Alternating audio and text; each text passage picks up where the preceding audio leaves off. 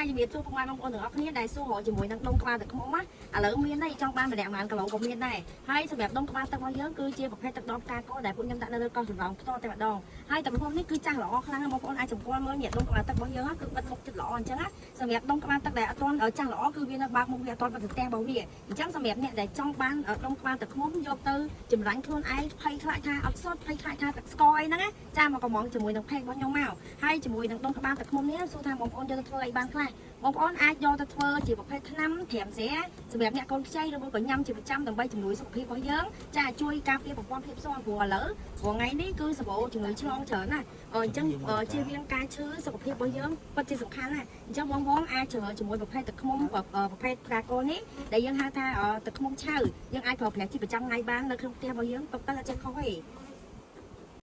ឡូវយើងមកសាកដុំក្បាលទឹកជ្រលក់មួយលំអងមើលមិនដែររសជាតិនេះញ៉ាំអញ្ចឹងឆ្ងាញ់ណាស់បងប្អូននិយាយមែនអ្នកទិញជាឈុត35ទៅមានក្បាលទឹកហើយលំអងយកទៅញ៉ាំចេះដូចខ្ញុំគឺឆ្ងាញ់ខ្លាំងណាស់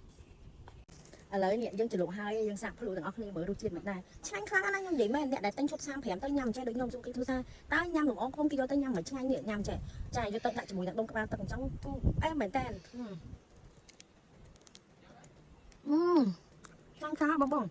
មួយឆ្នាំមានតែម្ដងទេទឹកដុំផ្កាកូននេះហើយដុំក្បាលទឹករបស់យើងគឺល្អអញ្ចឹងឃើញទេបិទមុខចឹងតែម្ដងគឺចាស់ល្អខ្លាំងណាស់ទឹកខ្មុំចា